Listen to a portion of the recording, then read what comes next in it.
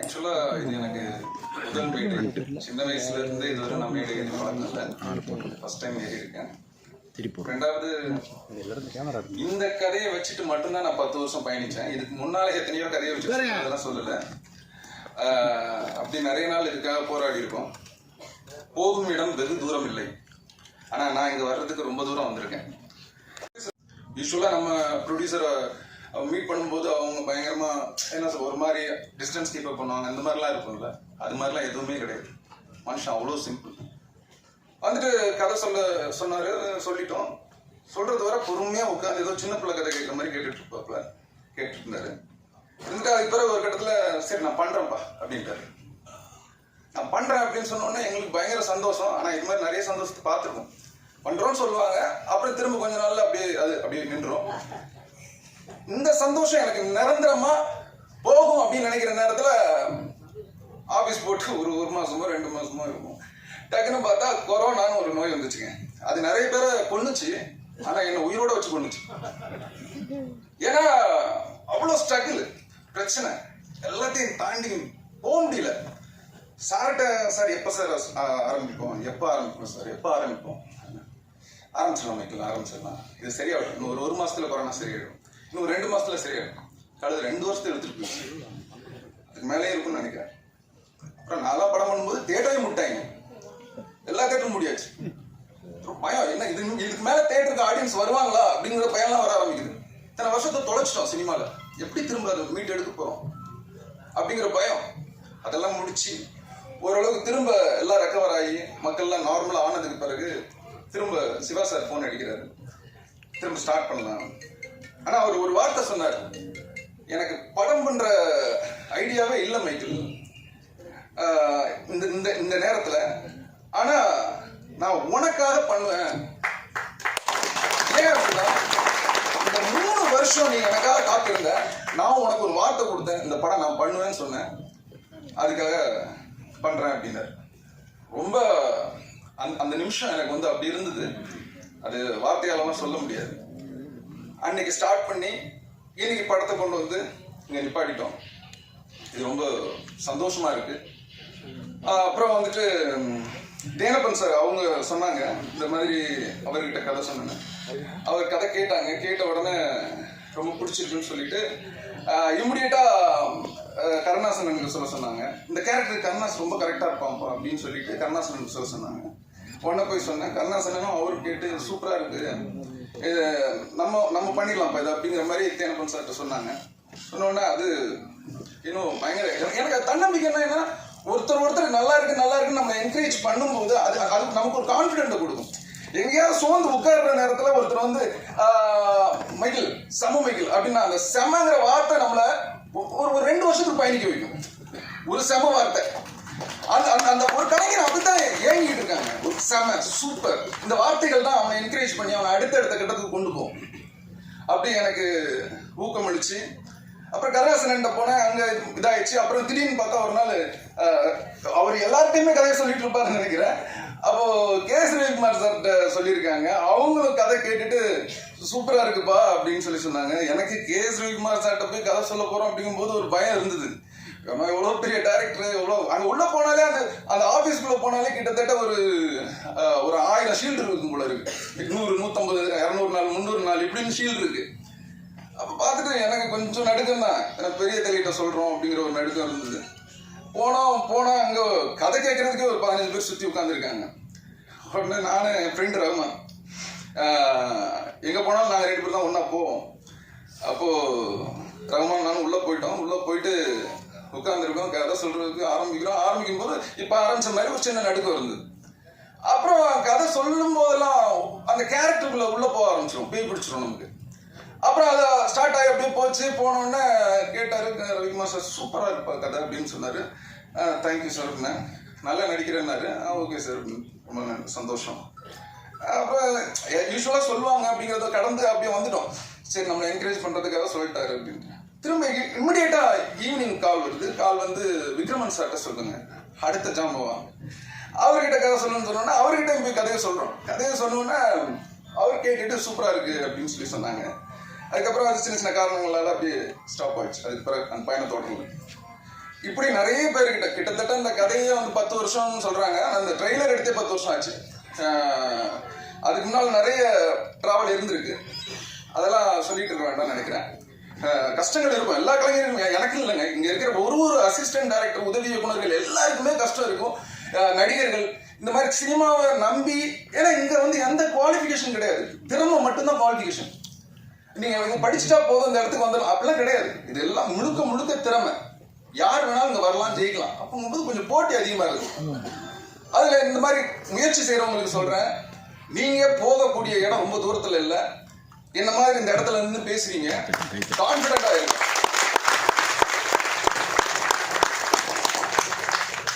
அப்புறம் எங்க படத்தோட கேமராமேன், ஒரு என்ன சொல்றது, 2 பேருக்குமே சண்டை வந்துட்டு தான் இருக்கும். அது எங்க போனாலும் நான் சண்டை போட்டுட்டு தான் இருப்பேன். அதை என்ன மாற்ற முடியாது. சண்டை போட்டு இது பண்ணிட்டு தான் இருப்பேன். அவர் ரொம்ப சூப்பரா பண்ணாரு, செமையா பண்ணாரு. நான் எவ்வளவு கோவப்பட்டாலும் அதை பொறுத்துக்கிட்டு படத்தை நல்லபடியா முடிக்கணும் அப்படிங்கிற ஒரே இதுல ரொம்ப ஹார்ட் ஒர்க். அவர்லாம் எனக்கு தெரிஞ்சு நானாவது அப்பப்போ போயிட்டு ஏதாவது ஒரு தமதமாக போட்டு வந்துடுவேன். ஆனால் மனுஷன் எதுவுமே பண்ண மாட்டாப்ல, அப்படியே இருப்பாப்ல. அந்த ட்ரெயினில் ஏறிட்டாப்லன்னா அப்படியே அங்கேயே திரும்ப ஷூட் முடிகிறது வரை அந்த ஏரியா விட்டு வெளில வர்றது கிடையாது. அந்த மாதிரி ஒரு சின்சியரான ஒர்க்கர். எடிட்டர் பற்றி சொல்லணும்னா 2 பேர் ஆரம்பிச்ச நாள்லேருந்தே சண்டை தான், பயங்கர சண்டை. சட்டையை பிடிச்சிட்டு பிச்சுக்கல, அவ்வளோதான். ஆனால் நமக்கும் கொஞ்சம் எடிட்டிங் தெரியணுன்னா நம்ம கொஞ்சம் அதிபதியாக சிலது பேசுவோம். அவர் சரி இவங்ககிட்ட வேறு வழி இல்லை, பொறுத்து போவோம் அப்படின்னு சொல்லிட்டு அவர் கொஞ்சம் அட்ஜஸ்ட் பண்ணி போனாப்ல. ஆனால் உண்மையாகவே அவரோட எடிட்டிங் தாங்க படம். நான் பண்ணதில்லை. நான் வந்துட்டு சின்ன இன்புட் தான் கொடுப்பேன். அதுக்கப்புறம் அவர் தலைவா இப்படி ஒன்று பண்ணலாமா அப்படின்னா அதுதான் அங்கே சூப்பராக நிற்கும். ரொம்ப அருமையாக எடிட் பண்ணி கொடுத்தீங்க தியாகம், ரொம்ப சந்தோஷம். அதுக்கப்புறம் அம்பிகா குமரன் பற்றி சொல்லணும்னா, வந்து ஒரு நாள் வெங்கடண்ணா வந்து வாய்ப்பு வாங்கி கொடுத்தாங்க. வந்து இவங்களை சேர்த்துக்குங்க அப்படின்னு சொல்லும்போது அவங்க ஒரு கவிதை தொகுப்பு, ஒரு புத்தகம் கொடுத்தாங்க. படிச்சு நல்லா இருந்தது. அதுக்கப்புறம் வர சொல்லுங்கண்ணே, சேர்ந்துக்கிட்டோம் அப்படின்னு சொன்னேன். நிறைய பெண் இயக்குனர்கள் கேட்டிருக்காங்க. பட் எனக்கு அவங்களுக்கு ஏதோ கொடுக்கணும்னு தோணுச்சு, கொடுத்துட்டேன். அதுக்கப்புறம் அவ்வளோ சின்சியரான ஒர்க்கு, டெய்லி அசிஸ்டன்ட் டைரக்டராகவும் சூப்பராக ஒர்க் பண்ணாங்க. அப்புறம் ஒரு பெண்ணால எவ்வளவு சப்போர்ட் பண்ண முடியுமோ, அவங்க உடல் பாதைகளை தாண்டி எவ்வளவு சப்போர்ட் பண்ண முடியுமோ அவ்வளோ சப்போர்ட் பண்ணாங்க. ரொம்ப தேங்க்ஸ் அம்பிகா. அதுக்கப்புறம் அவங்களோட பாடல், ரொம்ப நாளா கவிதை எழுதுறதுக்கு, அந்த பாடல் எழுதுறதுக்கு முயற்சி செஞ்சுக்கிட்டு இருக்கேன் அப்படின்னு சொன்னாங்க. நான் அப்போ சரி நீங்க சும்மா எழுதுங்க பாப்பா, அதை நம்பிராதீங்க, நான் வாய்ப்பு கொடுப்பேன்லாம் நம்பிராதீங்க, நீங்க சும்மா எழுதுங்க அப்படின்னு. நல்லா இருந்தா வாய்ப்பு கொடுக்குறேன் அப்படின்னா அவங்க எழுதினாங்க. ரொம்ப சூப்பரா எழுதியிருந்தாங்க பாட்டு. அது இவர் ரகுநந்தன் சார் கூட சொன்னார், இந்த பாட்டு ரொம்ப சூப்பரா எழுதியிருக்காரு அப்படின்னு. சூப்பர். அதுக்கப்புறம் மியூசிக் டைரக்டர் ரகுநந்தன் சார், மனுஷன் எனக்கு தெரிஞ்ச இந்த உலகத்துல என் கூட ஒத்து போற ஒரே மனுஷன் யாருன்னா அவர் தான் நினைக்கிறேன். நான் என்ன செஞ்சாலும் பொறுமையா இருந்து செய்டா கண்ணா பார்த்துக்கிட்டே இருப்பாப்ல. நான் பாட்டுக்கு ஏதோ ஒன்று கத்திட்டு கிடப்பேன். ஏதோ ஒன்று நான் வாய் வார்த்தையா ஒரு என்ன சொல்லுவேன், ட்ராக்குக்கு எழுதுனேன் சார், நான் பாட்டு எழுதணும்லாம் எழுதல சார், சத்தியமா பாட்டு எழுதல, சும்மா ட்ராக்குக்கு வாயில சொல்லிட்டே இருந்தேன், இதை போட்டுங்க. அந்த ட்ராக் பாட்டாயிருச்சு. அப்புறம் திரும்ப அவர் சொன்னார், இதே வச்சுக்கலாம் பிரதர் அப்படின்னாரு. அது எல்லாரும் நல்லா இருக்குன்னு சொன்ன உடனே தயாரிப்பாளர் சொன்னார், நல்லா இருக்கு மைக்கிள், இதை வச்சுக்கலாம் அப்படின்னு சொன்னாங்க. சொன்னதுக்கு பிறகு நான் அவர் அக்செப்ட் பண்ணாமல் நம்ம அதை வைக்க முடியாது. அப்படி வந்தது தான் அந்த பாடல். இனிமேல்லாம் எழுதுகிற ஐடியாலாம் இல்லை பிரதர். உங்களை மாதிரி ஆளுங்களுக்குலாம் வாய்ப்பு கண்டிப்பா, ஏன்னா நீங்களாம் திறமைசாலி. நான் சும்மா ஏதோ ஒரு ஃப்ளோவில் போயிட்டேன் அங்கே. தேங்க்யூ. அப்புறம் கருணாசனன்லாம் சொல்லணும்னா அப்பா, அவர் அந்த கதை கேட்ட நாள்ல இருந்து இதை எப்போ பண்ண போறோம் அப்படிங்கிற ஒரு பயங்கர இன்ட்ரெஸ்ட்.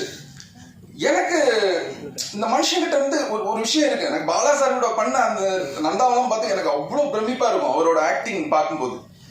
அதுக்கப்புறம் நிறைய படங்கள், பட் இவர் டிஃப்ரெண்டா யூஸ் பண்ணணும் அப்படின்னு எனக்கு தோணுச்சு. அந்த கேரக்டரை எக்ஸ்பிளைன் பண்ணும்போதே அவர் அந்த கேரக்டரை எக்ஸ்பிளைன் பண்ணும்போதே அந்த கேரக்டரை மாறுறாப்புல. இப்படிதான்ப்பா, இப்படிதான், ஆமாண்ணா. அப்போ ஒரு சில இடங்கள்லாம் இருக்கும், ஆனால் தள்ளி விடுவாங்க, போய் விழுந்துருங்கண்ணே விழுந்துருன்னா இப்படி பார்ப்பார். மாஸ்டர்கிட்ட கூப்பிட்டு, மாஸ்டர் என்ன மாஸ்டர் அவன் கூட சொல்கிறான் அப்படின்னு பார்ப்பேன். ரொம்ப டிஸ்டன்ஸாக இருக்கு. இல்லைண்ணா இந்த சீன் ரொம்ப முக்கியமான சீன்ண்ணா, இதில் பண்ணுங்க அப்படின்னு சொல்லுவோம். சரிப்பா பண்ணலாம் அப்படின்னு போய் விழுவாப்புல. உண்மையாகவே அது ரொம்ப பெயினான இடங்கள். ஒரு ரோட்டில் ஹைவேல எடுக்கும்போது ஒரு இடத்துலலாம் போய் விழுந்தது எனக்கே மனசு ரொம்ப கஷ்டமாக இருந்தது. இப்படி விழுந்துட்டாப்புல அப்படிங்கும்போது நான் சீன் வரணும்னு நினச்சி எடுத்துட்டேன். அது என்னோட சுயநலம் இருந்தால் கூட அவர் படம் நல்லா வரணும்னு நினச்சி அவர் விழுந்துட்டார். சரிங்களா? ரொம்ப தேங்க்ஸ்ண்ணே, ரொம்ப தேங்க்ஸ், நன்றி. உங்களுக்கு நன்றிலாம் சொல்ல முடியாது, நீங்கள் அதெல்லாம் தாண்டி எனக்கு. Okay, thank you. அப்புறம் விமல் சார் வந்து உண்மையாக சொல்கிறேன், நான் உண்மையாகவே இது நான் டெய்லி யாரை பார்த்தாலுமே விமல் பிரதரை பற்றி பேசும்போது சில நெகட்டிவான இதெல்லாம் எனக்கு வரும்போது எனக்கு ஆரம்பத்தில் எனக்குமே ஒரு சின்ன பயம் இருந்தது. அதுக்கப்புறம் மனுஷன் வந்தாப்புல வந்து எங்களோட ஷூட்டில் வந்து ஃபர்ஸ்ட் டேல இருந்து லாஸ்ட் டே எண்டு முடிகிறது வர ஒரு நாளும் நான் பார்ப்பேன். அந்த அவங்க ஒரு இப்போ நான் 7 மணிக்கு வர சொல்லிடுவேன். தலைவா 7 மணிக்கு வந்துருங்க, இன்னைக்கு ஃபர்ஸ்ட் ஷாட் உங்களுக்கு தான் வைக்க போகிறோம் அப்படின்னு. வந்து 7 மணிக்கு மேக்கப்லாம் போட்டு உட்காந்துருவாப்புல. அப்படியே போகும் வேற சீன்லாம் போயிட்டு இருக்கும். திடீர்னு பார்த்தா மணி 12 ஆயிரும். அப்போ யாராவது சொல்லுவாங்க, ஐயா மணி 12 ஆயிடுச்சு, அவர் அங்கே வெயிட் பண்ணிட்டு இருக்காரு அப்படின்னு. நான் மெதுவாக போவேன். என்ன பிரதர் கோவமா அப்படின்னா, ஒன்றும் இல்லைங்க, அங்கே ரூமில் இருக்க போகிறேன், இல்லைன்னா இங்கே வந்து இருக்க போகிறேன், அவ்வளோதானே, நீங்கள் எடுக்கிறத எடுங்க பார்த்துக்கலாங்க அப்படின்னு பாப்புல. ஒரு சின்ன இது கூட முகச்சுழிவு கூட இருக்காது. மனுஷன் அவ்வளோ கோஆப்ரேட். ஒரு விஷயத்தையும் அப்படி வந்து இது பண்ணுவாப்புல. டயலாக்கே இருக்காது பெருசாக அந்த படத்தில், பட் எக்ஸ்பிரஷன் தான். இது ரொம்ப ஷார்ப். ஒரு நடிகன் வந்து டயலாக் பேசி நடிக்கிறது ரொம்ப ஈஸி. டயலாக்கே பேசாம இப்ப கேள்வி கேட்டு பதில் சொல்ற மாதிரி தான் டயலாக் பேசி நடிக்கிறது. கேள்வியே கேட்காம இப்படி மேடையில இருந்து பேசுறோம்ல, இது மாதிரி கஷ்டமான விஷயம் எதுன்னா அந்த எக்ஸ்பிரஷன்ல நடிக்கிறது ரொம்ப கஷ்டம். அது சூப்பரா பண்ணியிருக்காரு. நீங்க படம் பார்த்து தெரிஞ்சுக்கங்க. நான் என் படங்கிறதுனால நான் வந்து பேசினா அது நல்லாவும் இருக்காது. ரொம்ப அற்புதமா நடிச்சிருக்காப்புல. சூப்பரா எங்களுக்கு சப்போர்ட் பண்ணாப்புல, தயாரிப்பாளருக்கு சப்போர்ட் பண்ணாப்புல. ரொம்ப சந்தோஷம்.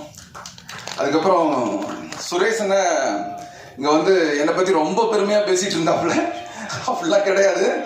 நான் கொஞ்சம் ஷார்ட் டெம்பர், அவ்வளவுதான். பிடிவாதம் அப்படிலாம் கிடையாது. Short temper. கோவம் வரும்போது எனக்கு தோன்றதை உண்மையா சொல்லுவேன், அவ்வளவுதான். அண்ணா உடனே என்ன சொல்லுவாப்புல, டேய் இருடா, கொஞ்சம் பொறுமையா இருடா, டென்ஷன் ஆகாதடா, ஆர்டிஸ்ட் எல்லாம் அப்படிக்காத வேலை வாங்கணும், கொஞ்சம் பொறுமை. அது நமக்கு தெரியாது. நம்ம ஸ்ட்ராங்கா இல்லை, இதுதான் வேணும். அதுல காம்ப்ரமைஸ்லாம் பண்ண தெரியாதுங்க. ஏன்னா எழுதும் போது அப்படி எழுதி தொலைச்சிடும். ஒன்னே ரசிச்சு எழுதுறோம்ல, ஒரு கதாபாத்திரத்தையும் ரசிச்சு எழுதும் போது அது அவ்வளவு சாதாரணமெல்லாம் விட்டுற மாட்டோம் நடிகர்கள்லாம். அதுக்கான வேலை அவங்ககிட்ட இருந்து எடுத்துடணும்னு நினைப்போம். அப்படி நான் ஆசைப்படுவேன். அண்ணன் வந்து அது வேற ரகம். என்ன ஒரு படத்துல முழுசா நான் ஏகப்பட்ட படம் அசிஸ்டன்ட் டைரக்டரா ஒர்க் பண்ணியிருக்கேன். முதல் படம்லாம் கிடையாது. எல்லா படத்துலையும் வெட்டி விட்டுருவானுங்க. ஒரு கால்வாசி படம் போகும், ஒரு மாசம் டிஸ்கஷன் போவேன். மைக்கேல் நாங்கள் கூப்பிட்றோம் மைக்கேல் அப்படிம்பாங்க. சரி சார், எப்போ சார்? கூப்பிட்றோம் மைக்கேல், அவ்வளோதான், முடிஞ்சிச்சு. அடுத்தது இப்படியே நிறைய போயிட்டு இருக்கோம். அண்ணன் வந்து ஒரு படம் ஃபுல்லா வச்சு என் கொடுமைகள் எல்லாம் தாங்கிக்கிட்டு என்ன ஒரு முழு படம் ஒர்க் பண்ண வச்சார். ஆரம்பத்துல இருந்து எண்டு வரை ஒர்க் பண்ண வச்சார். அது நான் ஒர்க் பண்ணல, அவர் வச்சார். அப்புறம் தினகர் ரொம்ப முக்கியமா நான் சொல்லக்கூடிய ஒரு நபர். ஏன் அப்படின்னா, ஒரு உதவி இயக்குநர்களும் கதை சொல்ல போகும்போது அவங்கவுங்க கதை, இந்த தயாரிப்பாளர் நமக்கு கிடைச்சா போதும், இவரை நம்ம மட்டும் வச்சுக்குவோம் இப்படின்னு சொல்லிட்டு எச்சத்தனமா வேற யார்ட்டையுமே சொல்ல மாட்டாங்க. தப்பா எடுத்துக்க வேண்டாம். ஆனா அந்த மனுஷன், நாங்க இங்க 2 பேருக்குள்ள ஒண்ணு இருக்கும். நான் ஒரு இடத்துல போய் கதை சொல்லிட்டு வந்துட்டா எனக்கு பவுன்ஸ் ஆயிடுச்சுன்னா டப்புன்னு தினகரன் போங்க அங்க போங்க அப்படிமே. உடனே இவரு தலைவா நீங்க அங்க போங்க, மாத்தி நீங்க அங்க இப்படி போயிட்டு இருக்குமா. ஒரு இடத்துல இந்த மனுஷன் என்ன பண்றாரு, என் கதையை போய் சொல்லிட்டாப்ல. அவர் கதை சொல்ல போன இடத்துல என் கதையும் சேர்த்து சொல்லிட்டாப்ல. அப்ப அந்த கதையை வர சொல்லுங்க அப்படின்னாரு. ஒரு நல்லவர்கிட்ட போய் அந்த கதையை சொல்றோம். அந்த நல்லவர் என்ன பண்றாப்ல, இந்த நல்லவர் சிவா கல்லார் சார் கிட்ட கொண்டு வந்து விடுறாப்ல. ரொம்ப உண்மையாவே சொல்றேன், எந்த ஒரு இதுவும் தெரியாம ஒரு புது காலம் இதெல்லாம் எப்படி எடுத்தாருன்னு எனக்கு தெரியல. ஒரு ரொம்ப பெரிய விஷயம் சார் சிவகலார் சார், ஒரு சூப்பர் சார். ஏன்னா இந்த மாதிரி ஒரு கதைக்களம், ஒரு கமர்ஷியல் இது கிடையாது, எலிமெண்ட்ஸ் கிடையாது, ரொம்ப பெரிய கமர்ஷியல் இது இல்லை. அதை நம்பி எடுத்ததுக்கு உங்களுக்கு அது வார்த்தையெல்லாம் சொல்ல முடியாது சார். ரொம்ப சந்தோஷம் சார். Thank you sir. தேங்க்யூ. டைரக்டரை பற்றி ஒன்று சொல்லணும். அது என்னென்னு நான் வந்துட்டேன். நான் என் ஃப்ரெண்டு சுந்தர் இருக்காங்களே, அப்போ வந்து நாங்கள் டிஸ்கஸ் பண்ணும்போது ஸ்டோரி சொல்லிட்டாங்க. ஸ்டோரி சொல்லும்போது நாங்கள் வந்து ஒரு 2-3 ஷாட் எடுத்துடலாம், ஹீரோ ஒத்துக்க மாட்டாங்க இதுக்கு எல்லான்னு சொன்னால், மைக்கேல் அவங்க வந்து ஒத்துக்கல, நாங்கள் பண்ணிட்டே ஆகணும்னு சொல்லிட்டு சரி ஸ்லோவாக சொல்லி வச்சுட்டு 2-3 சீன் எடுத்துட்டாங்க, ஹீரோவுக்கு நல்லா இருக்காதுன்னு சொல்லிட்டு. அதுக்கப்புறம் வந்து அட்வான்ஸ் கொடுத்துட்டாங்க. அட்வான்ஸ் கொடுக்குறதுக்கு ரெடி ஆகிடுச்சு கருணாஸ் அண்ணாக்கு, விமல் மாப்பிள்ளைக்கு. அப்போ நான் சொன்னேன் சுந்தருக்கு வந்து, டேய் இந்த ஆக்டர்ஸ் 2 பேர் இருக்காங்களே இவங்க சத்தாங்கடா சார் படம் முடிக்கிறது உள்ள. இந்த டைரக்டர் வந்து அப்படி புடிவாதி டைரக்டர். நான் அங்கேயே உட்காந்துட்டு நான் பணம் அனுப்பிச்சிட்டே இருப்பேன், நீங்க முடிச்சுட்டு முடியும்னா நீங்க பண்ணுங்க. இந்த டைரக்டர் கிட்ட சவாலே இல்லை, தப்பிச்சுக்க முடியாது யாருமே ஆக்டரு. சரி கண்டினியூ பண்ணிட்டேன். நான் I will always tell you, you should be the top most director in Tamil Nadu. Thank you sir. Thank you. தேங்க்யூங்க. எனக்கு டைம் ரொம்ப கம்மியாக இருக்குது. அடுத்த முக்கியமானவங்களாம் பேசணும். தேனப்பன் சார் நான் கூப்பிட்டதுக்கு வந்து ரொம்ப நன்றி சார். சார் பிரபாகர் சார் ரொம்ப சந்தோஷம் நீங்கள் என்னை பற்றி அவ்வளோ கான்ஃபிடெண்ட்டாக சொன்னது. ஸ்னேகன் சார் ரொம்ப தேங்க்ஸ். ரோபோ சங்கர் சார் தெரியும் சார், கண்டிப்பாக தெரியும். தெரியும் போது தெரியட்டும்டா, இப்போ சும்மா அப்படி ஓரமாக போய் உட்காந்துக்குவோம். நம்ம இப்போ தானே வளர்றோம். நீங்களாம் தெரியும், உங்களெல்லாம் தெரியும். நீங்கள் எங்கே ஓரத்தில் உட்காந்துருந்தாலும் உங்களுக்கு தெரியும். நம்ம கொஞ்சம் ஓரத்தில் உட்காந்தா ஓரமாக தெரிஞ்சிடறோம், அவ்வளோதான்.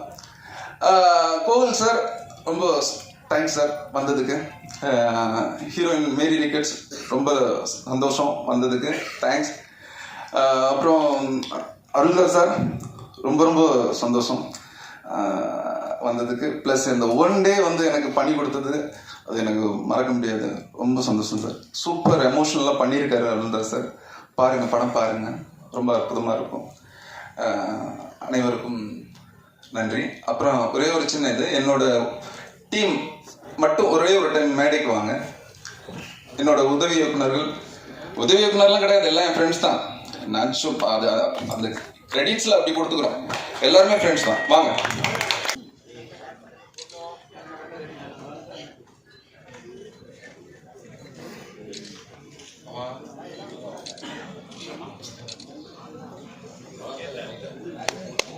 ஆர்ட் டைரக்டர் சொல்ல மறந்துட்டேன், சாரி சுரேந்தர். ஆக்சுவலாக அவர் மனுஷன் ரொம்ப கஷ்டப்பட்டு பண்ணாருங்க இந்த படம். ஏன்னா ஒருத்தருக்குள்ள அவங்களுக்குள்ள நிறைய கான்ட்ரவர்சிஸ் இருந்தது. அதெல்லாம் தாண்டியா இவரும் படம் நல்லா வெங்கடேசன் சொல்றேன், அவரும் படம் நல்லா வரணும், ப்ரொடியூசரை சேவ் பண்ணணும்னு நினைப்பாரு. தேவையில்லாததெல்லாம் எதுக்கு அவாய்ட் பண்ணிக்கலாமே அப்படின்னு. அவரு ப்ராஜெக்ட் நல்லா வரணும், விஷுவலா சூப்பரா வரணும்னு அவர் நினைப்பாரு. இப்படிதான் இருக்குமே தவிர எல்லாருமே உழைச்சது படம் நல்லா வரணுங்கிறதுக்காக தான். சுரேந்தர் நீங்க உண்மையாவே சூப்பரா ஒர்க் பண்ணீங்க சுரேந்தர், தேங்க்யூ. அதுக்கப்புறம் வேற டான்ஸ் மாஸ்டர் அவர் வரல, அவரோட அசிஸ்டண்ட், அவரோட அப்பா அசிஸ்டண்ட் இறந்துட்டாங்கன்னு சொல்லி வரல, அவருக்கும் தேங்க்ஸ். அப்புறம் ஆஸ்திரேலியாவில் இருக்க சுந்தர் பிரதர், அவர் தான் அந்த படத்தை வந்து எப்படி சொல்றது எல்லாத்தையும் அணைச்சி கொண்டு போய் இந்த படத்தை முடிக்கிறதுக்கு இங்க இருந்து. ஏன்னா சிவா சார்கிட்ட எல்லா நேரம் பேச முடியாது, அவர் ஒரு பிசினஸ் மேன், அவர் எப்பவுமே பிஸியா இருப்பாரு. ரொம்ப ரேர், நம்ம டைமும் அவங்க டைமும் வேற வேற டைம், அதனால நம்ம கான்டாக்ட் அவரை இது பண்ண முடியாது. அந்த நேரத்தில் சுந்தர் பிரதர்கிட்ட தான் நான் சொல்லுவோம். அவர் ஒரு அப்பா மாதிரி இருந்துட்டு எல்லாத்தையும் கேட்பாரு. இங்கே ஒரு எமோஷனல் கோபங்கள் எல்லாமே இருக்கும், அது எல்லாத்தையுமே சுந்தர் பிரதர் கேட்டு அதை அருமையாக சிவா பிரதர் எக்ஸ்பிளைன் பண்ணுவார். இப்படி இப்படிப்பா அவர் அப்படியா சரி, அவர் சுந்தர் பிரதர் சொல்லிட்டாருன்னா அவர் அப்ஜெக்ஷனே கிடையாது, உடனே சரி பண்ணுங்க அப்படின்றப்பல. அதுக்கப்புறம் வெங்கட் அண்ணன், கண்ணன் பிரதர், அவங்கள சொல்லணும்னா உண்மையாவே இவர் கண்ணன் பிரதர், இவங்க 2 பேரும் ஒரு 2 பில்லர் மாதிரி தான் இருந்தாங்க ப்ரொடியூசருக்கு.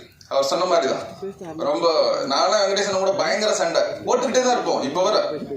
அது இருக்கதான் செய்யும், அது ஏன்னா ப்ராடக்ட் நல்லா வரணும், அவரும் என் கூட ஃபைட் பண்ணுவாரு, நானும் அவர் கூட ஃபைட் பண்ணுவேன் கடைசி நிமிஷம் வர. ஆனால் அண்ணா உங்க மேல சத்தியமா எனக்கு எந்த கோவம் இல்லைன்னா எந்த வருத்தமும் கிடையாது, ரொம்ப உங்களை ரொம்ப பிடிக்கும் கண்ணன் பிரதர். சரி தேங்க்யூ. ஃபைட் மாஸ்டர், அவருக்கு வர முடியல போல இருக்கு, ஏதோ வேலை இருக்குன்னு நினைக்கிறேன். அவரும் சூப்பராக சப்போர்ட் பண்ணாரு, சேசிங் சீன்லாம் ரொம்ப அற்புதமாக எடுத்து கொடுத்துருந்தாரு. அவருக்கும் தேங்க்ஸ். எல்லாருக்கும் ஓரளவுக்கு சொல்லிட்டேன்னு நினைக்கிறேன். யாராவது விட்டுருந்தேன்னா சாரி, மன்னிச்சிருங்க. அப்புறம் வந்துட்டு இது எல்லாத்துக்கும் முக்கியமா நான் ஒரே ஒருத்தருக்கு முதல்ல தேங்க்ஸ் சொல்லிடுறேன். எங்க அம்மா அங்க உட்கார்ந்துருக்காங்க, பார்த்துட்டு இருக்காங்க என்னோட முதல் வெற்றியை. ஒரு 25 வருஷம் ஒரு பையனை இன்னும் வர சுமந்துக்கிட்டே இருக்கிறதுங்கிறதெல்லாம் சாதாரண விஷயமே கிடையாதுங்க. 25 வருஷம் சுமந்துக்கிட்டே இருக்காங்க அந்த மனுஷி. இன்னைக்கு வரை என்னோட தேவைகள் எல்லாத்தையும் அந்த மனுஷி பார்த்துட்டு இருக்காங்க. எனக்கு அதெல்லாம் சொன்னா அப்படி வந்து எமோஷனல் ஆயிடுவேன். உண்மையா அது நன்றிலாம் சொல்ல முடியாது. அம்மாங்கிறது வேற. ஓகே. அப்புறம் என் மனைவி இப்போ இந்த மேடைக்கு இந்த இடத்துக்கு வரல. அவளுக்கு உடல்நிலை சரியில்லாதனால மருத்துவமனையில் இருக்கா. இன்னும் கொஞ்ச நேரத்தில் இதை வீடியோ பார்ப்பான்னு நினைக்கிறேன். அவளுக்கும் நான் நன்றி சொல்றேன். என்னோட சேர்ந்து அவளும் எவ்வளோ கஷ்டங்கள் நான் பட்ட மாதிரி சொல்லப்போனால் அவளுக்கு இங்கே பக்கத்தில் இன்னொரு இதில் பேச வைக்கிறது அந்த மாதிரிலாம் அவள் என் கூட சேர்ந்து கஷ்டப்பட்டுருக்கா. அவள் ஒரு 10 மணி நேரம் பேசுவா விட்டா. அவ்வளோ இருக்கு லைஃப்ல. அது எல்லாருக்குமே இருக்கும். இங்கே இருக்கிற எல்லாருமே அது மாதிரி தான் கஷ்டப்பட்டு இருக்காங்க. அது மாதிரி தான் நானும் ஒருத்தன். நமக்கு வலிக்கிறது நமக்கு தானே தெரியும். அந்த இதில் நான் பேசுகிறேன் எமோஷனலாக. அப்புறம் என் சகோதர சகோதரிகள் அவங்களுக்குலாம் நான் இன்னொரு எதுவுமே பண்ணல. அது ஏதோ கூட பிறந்துட்டான் போயிட்டான் தருது இல்லையா, என்னைக்காவது ஒரு நாள் ஜெயிச்சுட்டு வருவான் பார்க்கலாம் அப்படின்ட்டு அவங்களும் வெயிட் பண்றாங்க. சீக்கிரம் எல்லாம் நல்லா நடக்கும்னு நினைக்கிறேன். பத்திரிகையாளர் நண்பர்கள், உங்களுக்கு என்ன எப்படி சொல்றது, இந்த படத்தை நீங்க பாருங்க. பார்த்துட்டு பத்திரிகை சகோதரர்களுக்கு இது ஒரு முக்கியமான ஒரு ரொம்ப பிடிச்ச ஒரு படமா இருக்கும்னு நான் நம்புறேன். ஊடக நண்பர்கள் எல்லாருக்கும் சொல்றேன், ரொம்ப நீங்க என்னை பத்தி ஓவரா இது பண்ண வேண்டாம். நீங்க படம் பாருங்க, பார்த்துட்டு உங்க மனசுல தோன்றதை நீங்க எழுதுங்க. எனக்கு கான்பிடென்ட் இருக்கு. சரியா? பத்திரிகை நண்பர்களுக்கு நன்றி, ஊடக நண்பர்களுக்கும் நன்றி. நன்றி, வணக்கம். தேங்க்யூ.